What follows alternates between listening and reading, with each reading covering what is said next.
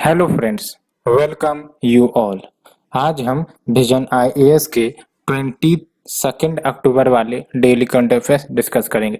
Discuss करने से पहले लेट्स सी वन कोट जो गौतम बुद्ध ने बोली है। काफी इंटरेस्टिंग टॉपिक है और we will definitely see it. तो देख लो। Happiness will never come to those who fail to appreciate what they already have. यानी कि जो व्यक्ति के पास जितना भी है उसे अप्रिशिएट करना चाहिए। ज्यादातर क्या होता है कि हम लोग उस बात को लेकर दुखित रहते हैं जो हमारे पास चीजें नहीं है। तो जो चीजें नहीं है उसे हासिल करी जा सकती है, बट उसके लिए दुख किस बात की। ठीक है, तो we should always thank the God what the God has given to us. और इससे आप देखोगे कि धीरे धीरे पॉजिटिव एनर्जी आपके आसपास, आपके शरीर के अंदर कहीं ना कहीं इफेक्ट डालने लगेगी और आप पॉजिटिव फील करोगे। सो बी रिमेंबर दिस कोट, काफी ज्यादा इंटरेस्टिंग है। Let's discuss the today's article. The first one is India strongly opposes China's Belt and Road Initiative at UN Global Sustainable Transport Conference. तो सबसे पहले सिलेबस को देखते हैं। तो सिलेबस की बात करें तो आप देख लो, ये हमारा GS paper 3 article 1 security challenges and there management in border areas, इसके अंतर्गत डिस्कस करी जाएंगी। ठीक है, तो यहाँ पर हम देखेंगे कि आखिरकार इंडिया क्यों अपोज करता है चाइना के बेल्ट एंड रोड इनिशिएटिव को, और इसके लिए इंडिया ने कड़क आवाज में वॉइस अपनी रेज करी है in opposition to the BRI with a special reference to China Pakistan Economic Corridor at the UNGSCTC in Beijing। तो बेसिकली ये जो आपका चाइना पाकिस्तान इकोनॉमिक कॉरिडोर है, ये बेल्ट एंड रोड इनिशिएटिव का ही पार्ट है और भारत को इसी बात पर ऐतराज है कि चाइना पाकिस्तान इकोनॉमिक कॉरिडोर जो है वो पाकिस्तान ऑक्युपाइड कश्मीर से पास करती है, जो भारत की एक सोवरेन टेरिटरी है। और ऐसे में किसी दूसरे देश का वहां पर इंफ्रास्ट्रक्चर भारत को कैसे बर्दाश्त होगा। तो अगर हम बात करें यूएनजीएसटीसी की, यानी कि UN global sustainable transport conference की, तो ये आपका सेकेंड सच कॉन्फ्रेंस रहा है। फर्स्ट कॉन्फ्रेंस 2016 में हुआ तुर्कमेनिस्तान में। एंड ओवरऑल ऑब्जेक्टिव क्या है, नाम से ही पता चल रहा है, एक वे फॉरवर्ड प्रोवाइड किया जा सके सो दैट हम लोग यानी कि the world should achieve sustainable transportation in line with the 2030 SDG agenda. और अगर हम बात करें सीपीईसी की, यानी कि चाइना पाकिस्तान इकोनॉमिक कॉरिडोर की, तो ये पाकिस्तान के ग्वादर एंड कराची पोर्ट को कनेक्ट करेगा to the China Xinjiang province and beyond by overland route. तो आप देख लो, यहाँ पर चाइना है और चाइना का शिनजियांग प्रोविंस है, और ये देख सकते हो ये इंडिया की टेरिटरी है, लेकिन इस टेरिटरी के अलोंग पाकिस्तान और चाइना दोनों इस रोड को कंस्ट्रक्ट कर रहा है। तो कहीं ना कहीं इंडिया की सॉवरेनिटी अफेक्ट तो हो रही है। हालांकि ये आपका पीओके अभी पाकिस्तान ने ऑक्युपाई कर रखा है, लेकिन it is an integral part of India. That's why India ने रेज किए है अपने वॉइस को। एंड तो वही मैंने बोला, देख लो आप, it traverses through Pakistan occupied Kashmir. India considers it a violation of its sovereignty and territorial integrity because POK आपका इंटीग्रल पार्ट है इंडिया का। एंड अगर हम बात करें चाइनीज बीआरआई इनिशिएटिव की, तो इंडिया बीआरआई इनिशिएटिव को क्यों नहीं ज्वाइन करता है? तो इंडिया बीआरआई इनिशिएटिव को इसलिए ज्वाइन नहीं करता है बिकॉज इंडिया बिलीव्स कि जो कनेक्टिविटी प्रोजेक्ट्स होते हैं उसको कुछ बेसिक प्रिंसिपल फॉलो करने चाहिए, और वो बेसिक प्रिंसिपल क्या है कि that connectivity project should be openness, transparent and financial responsible, and उसको परस्यू किए जाने चाहिए इस तरीके से सो दैट ये जो आपके कनेक्टिविटी प्रोजेक्ट है वो किसी देश के sovereignty, equality and territorial integrity को फॉलो करे। यहाँ पर चाइना एग्रेसिवली आप देख सकते हो इंडिया के टेरिटोरी से ये रोड बनाने का प्रयास कर रहा है, तो ऐसे में भारत इसको ज्वाइन क्यों करेगा? ठीक है, और अगर हम बात करें बीआरआई इनिशिएटिव की, जिसको हम one belt one road initiative भी कहते हैं, और ये ऑब्जेक्टिव इसके तहत एशिया को अफ्रीका के साथ, यूरोप के साथ कनेक्ट करने का है, चाहे वो लैंड रूट हो सकता है या फिर मैराइन नेटवर्क के थ्रू हो सकता है। ऑब्जेक्टिव यही है कि रीजनल इंटीग्रेशन हो, ट्रेड का बढ़ावा मिले, साथ ही साथ इकोनॉमिक ग्रोथ भी स्टिमुलेट हो। लेकिन इंडिया का मानना है कि ये आपका जो one belt one road initiative है और कुछ नहीं बल्कि चाइना का डेप्थ ट्रैप डिप्लोमेसी है, यानी कि रोड कनेक्टिविटी जो दूसरे देशों में चाइना बनवा रहा है इस इनिशिएटिव के तहत, बेसिकली वो लोन ऑफर करता है इन देशों को और बदले में ये देश उसे चुका नहीं पाएंगे और डेब्ट के कैटेगरी में फंस जाएंगे और अल्टीमेटली फिर जो उन देशों की सॉवरेनिटी है, इकोनॉमिक पॉलिसीज है, वो सब चाइना इस्तेमाल कर सकता है। ठीक है, तो ये हो गया आपका चाइना का डेब्ट ट्रैप पॉलिसी। बिकॉज ये सारे के सारे इनिशिएटिव जो चाइना लेते हैं ट्रांसपेरेंट ओपननेस है ही नहीं, दैट्स वाई ये एक तरीका है चाइना का to get control over the nation. So ये हमने डिस्कस किया। Let's move to the second article, guidelines for non transgenic gene editing techniques. ये पेंडिंग है सिंस जनवरी 2020। तो क्या है ये गाइडलाइंस, उसको देखेंगे, लेकिन सबसे पहले सिलेबस की तरफ मूव करते हैं। तो सिलेबस की बात करें तो देख लो आप, ये जो आपका आर्टिकल 2 है, GS paper 3, science and technology development and their application and effects in everyday life, इस कैटेगरी में आएगा। So let's see the article. तो देख लो, रिसर्च कॉलिशन, कॉलिशन यानी कि ग्रुपिंग्स। तो research coalition under the Indian Council of Agriculture Research वो gene editing techniques use कर रहे हैं so that rice varieties develop की जा सके जो ड्राउट टॉलरेंट हो, सैलिनिटी टॉलरेंट हो, as well as high yielding भी हो। लेकिन जो ड्राफ्ट गाइडलाइंस है ऐसे जीन एडिटिंग टेक्निक को लेकर वो अभी भी स्टक है, यानी कि रुकी हुई है with genetic engineering appraisal committee for almost 2 years. यानी कि ये जो टेक्निक इस्तेमाल की जाती है जीन एडिटिंग की, कितनी सही है कितनी गलत है और क्या पालन करने चाहिए जब भी ये रिसर्च की जाए, ये अभी ड्राफ्ट स्टेज में ही है और आपका जीईएसी के पास ही रखा हुआ है। एंड अगर हम बात करें जीनोम की या फिर जीन एडिटिंग की, तो एक तरीका है जिसके तहत डीएनए में हम स्पेसिफिक चेंजेस करते हैं, जो डिजायर्ड चेंजेस लाना चाहते हैं वो चेंजेस करते हैं और इसके तहत आपका कोई जेनेटिक मटेरियल ऐड किया जा सकता है या फिर रिमूव किया जा सकता है या फिर अल्टर किया जा सकता है at a particular location in the genome, जिसके तहत आपको डिजायर्ड कैरेक्टरिस्टिक्स मिल जाएंगी जो डिजायर्ड कैरेक्टरिस्टिक्स चाहिए। जैसे फॉर एग्जांपल राइस में हमें ड्राउट फ्री बनाना है तो ड्राउट रेसिस्टेंट बनाना है, तो ऐसे में हम जीन एडिटिंग करेंगे और उस प्रकार के जीन डाल देंगे जो आपका ड्राउट रेसिस्टेंट हो जाए, यानी कि पानी की कम मात्रा में भी वो अपना प्रोडक्टिविटी बनाए रखे। And unlike the older genetically modified technology जिसमें आपका फॉरेन डीएनए को इंट्रोड्यूस किया जाता है, लेकिन अगर हम बात करें जीन एडिटिंग टूल की, जो आपका लेटेस्ट टूल है वो डायरेक्टली क्या करता है, प्लांट के जीन में चेंजेस कर देता है रेदर कि हम फॉरेन डीएनए को इंट्रोड्यूस करें। यहाँ पर डायरेक्टली टूल का इस्तेमाल करके प्लांट के या फिर कोई भी आपके लिविंग बींग्स के जीन में चेंज किया जा सकता है। एंड अगर हम बात करें जीनोम की, तो जीनोम आपका किसी भी ऑर्गेनिज्म के कंप्लीट सेट ऑफ डीएनए होते हैं, इसमें क्रोमोसोम्स आ जाते हैं which houses the DNA and as well as genes भी आते हैं। एंड अगर जीनोम को एडिट किया जाता है तो जो सेल की कैरेक्टरिस्टिक्स है या फिर उस ऑर्गेनिज्म की कैरेक्टरिस्टिक्स है वो चेंज हो सकती है। फॉर एग्जाम्पल कोई प्लांट है जो आपका ड्राउट रेसिस्टेंट नहीं है, यानी कि अगर एक टेम्परेचर से बियॉन्ड अगर उसको फेस करना पड़े तो वो आपका जीवित नहीं रहेगा। लेकिन अगर हम जीन एडिट कर देते हैं तो इसका मतलब क्या होगा कि लेट्स से कि टेम्परेचर वो पहले 30 डिग्री बर्दाश्त करता था, अब टेम्परेचर 40 डिग्री भी हो जाए तो भी वो बर्दाश्त कर लेगा। तो इसका मतलब ऑर्गेनिज्म की कैरेक्टरिस्टिक्स उस सेल की कैरेक्टरिस्टिक को चेंज किया जा सकता है। एंड जो टेक्निक यूज किए जाते हैं जीन एडिटिंग के लिए वो है आपका क्रिस्पर CNN। ये सब टर्म याद रखना है आपको, क्योंकि आपको पूछ लिया जाएगा टर्म बेस्ड क्वेश्चन। ZFN यानी कि जिंक फिंगर न्यूक्लियस एंड टेलेंस यानी कि transcription activator like effector nucleus. And अगर हम बात करें एप्लीकेशन ऑफ जीनोम एडिटिंग की, तो कहाँ कहाँ जीनोम एडिटिंग का यूज हो सकता है, तो अभी ये डेवलपिंग टेक्निक है, जगहें तो काफी डिफरेंट एप्लीकेशंस हो सकते हैं इनके। फॉर एग्जांपल एग्रीकल्चर सेक्टर में इसका इस्तेमाल हो सकता है सो दैट क्रॉप यील्ड्स बढ़ाए जा सके, रेसिस्टेंट बनाया जा सके क्रॉप को against the disease as well as drought resistant बनाया जा सके। साथ ही साथ जीनोम एडिटिंग की मदद से वेरियस इन्फेक्शंस को भी ट्रीट किया जा सकता है, जेनेटिक कंडीशंस में भी सुधार किया जा सकता है, अगर कोई जेनेटिक एरर है तो उसको भी सुधारा जा सकता है। एंड रिसर्च वर्क के लिए भी ये यूज होते हैं by enhanced understanding of biology of the organism.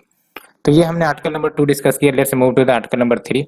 Government sets $100 billion textile export target by 5 years, यानी कि गवर्नमेंट ने एक टारगेट सेट कर दिया कि अगले आने वाले 5 सालों में टेक्सटाइल एक्सपोर्ट का वैल्यूएशन कितना किया जाएगा, $100 बिलियन किया जाएगा। ठीक है, अब कैसे किया जाएगा, लेकिन क्या चैलेंजेज है, ये काफी ज्यादा इंपॉर्टेंट टॉपिक है, इस पर अच्छे से प्रिपरेशन होनी चाहिए।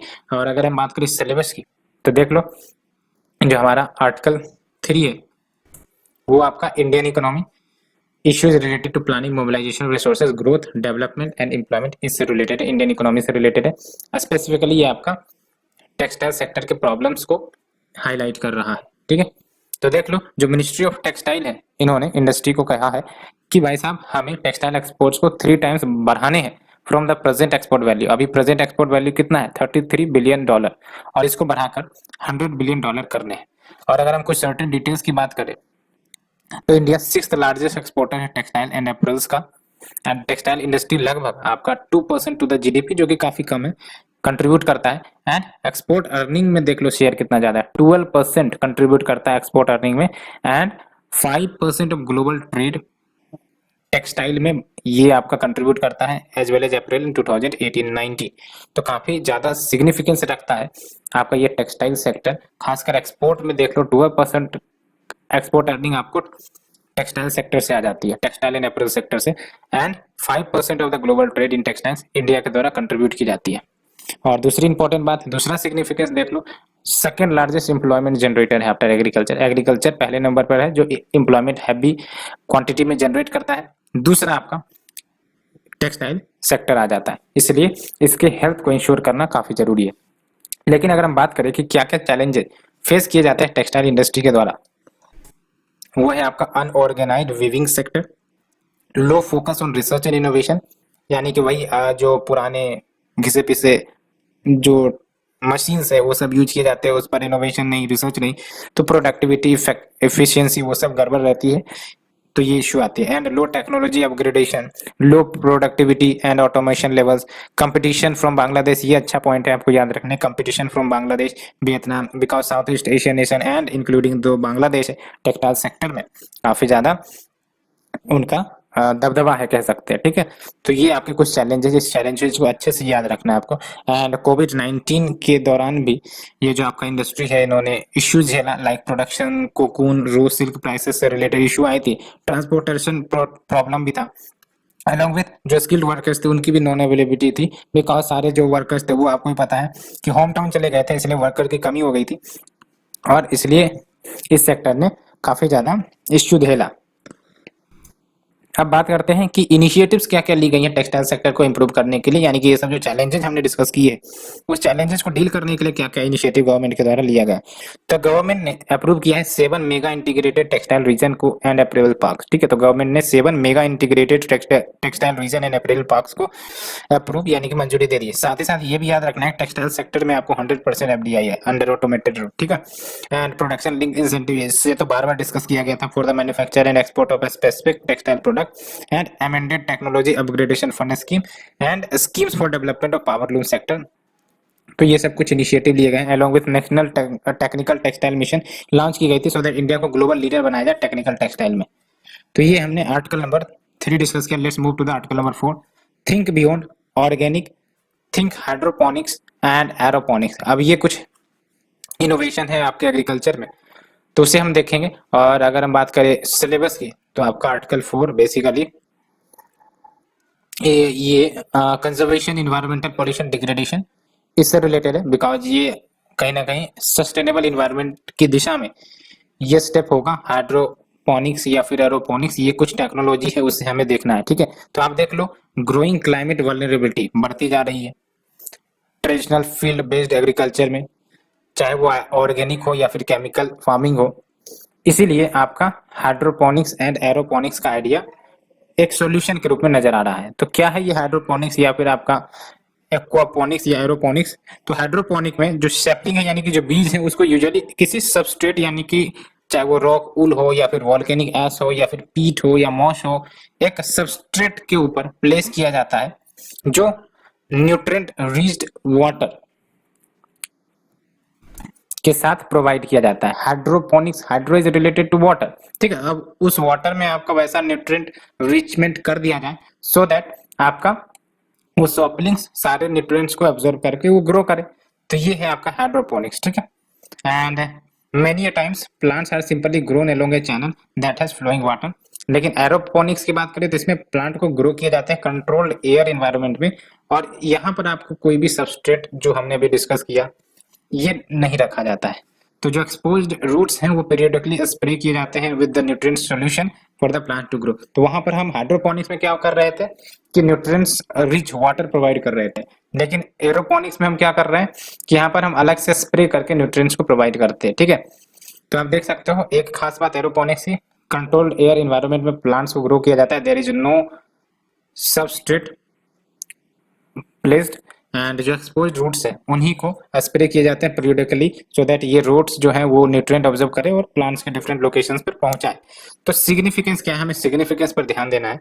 तो ये जो दोनों मेथड है ये आइडियल हो सकते हैं अगर अवेलेबल लैंड फर्टाइल ना हो या फिर सुइटेबल ना हो कल्टीवेशन के लिए। तो ये काफी बात है। तो अगर आप देख सकते हो लैंड डिग्रेडेशन की समस्या बढ़ती जा रही है, साथ ही साथ लैंड अवेलेबिलिटी कम हो रहा है, तो ऐसे में ये जो दो टेक्नोलॉजी है वो काफी ज्यादा सिग्निफिकेंस रोल प्ले कर सकते हैं। And under these method and more specifically with the aeroponic, vertical farms भी पॉसिबल है ऑन द ग्रो टावर्स, ठीक है। तो वर्टिकल फार्मिंग की भी पॉसिबिलिटी बन सकती है खासकर एरोपोनिक्स में।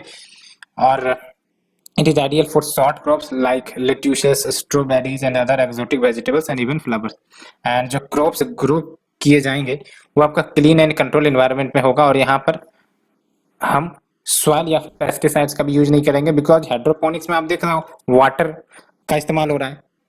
और साथ ही साथ अगर हम एक्वापोनिक्स में बात करें तो यहाँ पर क्या हो रहा है, आपका रूट्स एयर में मौजूद है और उसके रूट्स को स्प्रे किया जाता है न्यूट्रिएंट सॉल्यूशन के साथ, ठीक है। तो ये आपका डेवलपमेंट है, दैट्स वाई यहाँ पर आपका जो दोनों टेक्नोलॉजी है, एक तो क्लीन एंड कंट्रोल इन्वायरमेंट में ग्रो किए जा रहे हैं, दूसरी इंपॉर्टेंट बात without the use of soil और पेस्टिसाइड, इसलिए बहुत ही कम चांसेस है कॉन्टेमिनेशन का, खासकर इन्वायरमेंट पर भी जो निगेटिव इम्पैक्ट एग्रीकल्चर डालती है वो उससे भी बचा जा सकता है।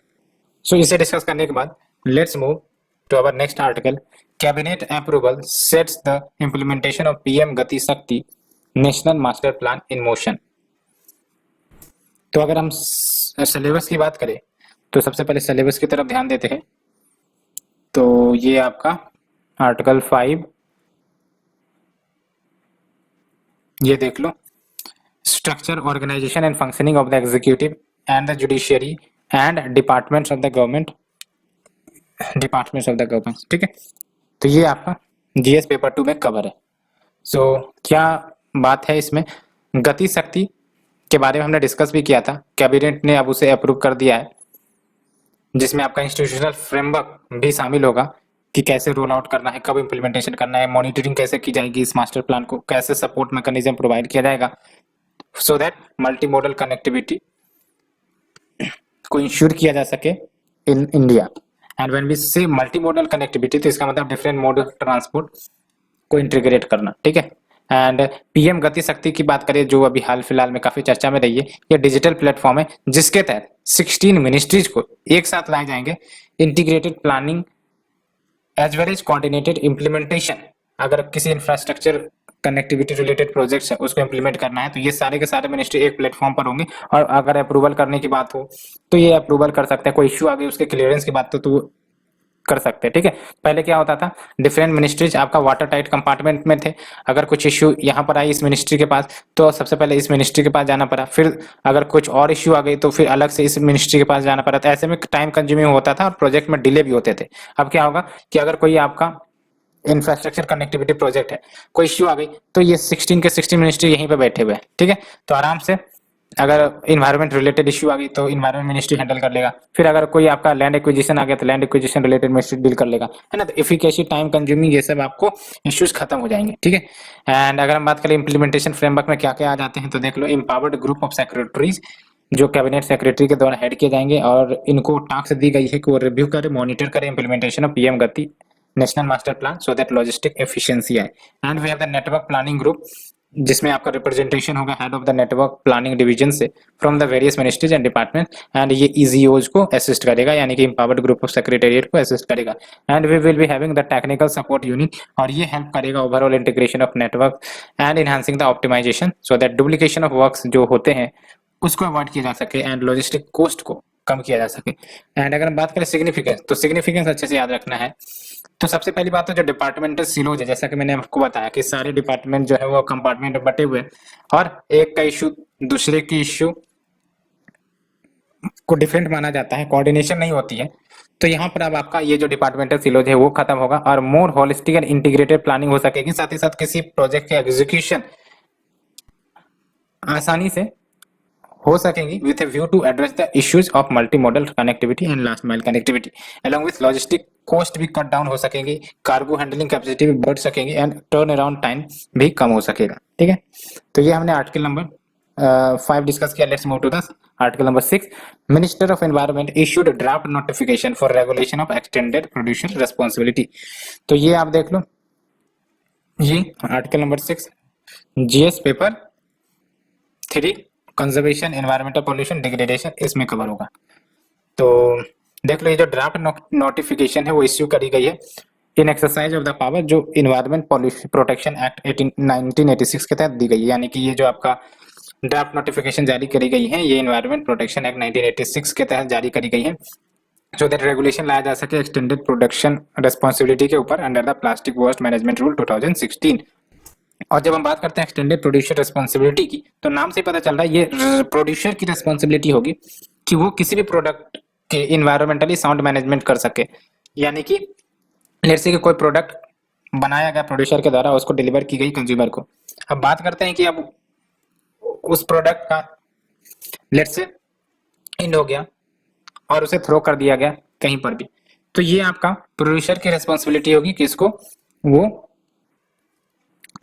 रेस्पॉन्सिबल तरीके से या तो डिस्पोज करवाए या फिर आपका उसे रिसाइकल रीयूज जो भी करना हो वो करवाए। ठीक है, एंड की हाईलाइट की बात करें तो देख लो, quantity of waste that will have to be manage by producer importers and brand owner जिन्होंने प्लास्टिक पैकेजिंग वेस्ट जनरेट किया है वो भी स्पेसिफाई कर दी गई है। साथ ही साथ ये जो एक्सटेंडेड प्रोड्यूसर रिस्पांसिबिलिटी है वो एप्लीकेबल होगी to both pre consumer and post consumer plastic packaging waste दोनों। ठीक है, तो pre consumer as well as post consumer plastic packaging waste दोनों का कवर करेगा। And it will cover the following categories of plastic packaging. Category 1 में आपका rigid plastic packaging होगा। कैटेगरी 2 में आपका flexible plastic packaging of single layer और multi layer, ये plastic sheets and covers made from it, carry bags, ये सब होंगे। कैटेगरी 3 में आपका मल्टी लेयर्ड प्लास्टिक पैकेजिंग होगा। एंड रजिस्ट्रेशन ऑफ PIBOs जो कलेक्ट करते हैं प्लास्टिक्स मटेरियल को and plastic waste processors via centralised EPR portal, ये डेवलप किया गया है सेंट्रल पॉल्यूशन कंट्रोल बोर्ड के द्वारा। एंड अगर हम बात करें प्रोविजन फॉर PIBO यानी कि इसकी कि वो ट्रेड कर सकते हैं EPR सर्टिफिकेट को, तो देख लो, they can use the surplus EPR certificate for offsetting the previous year shortfall and carry forward कर सकते हैं for the use in succeeding year and sell it to the other producer and brands. So friends, ये हमने आज के article discuss किया, hope you understood and thank you friends, thank you very much for today's article.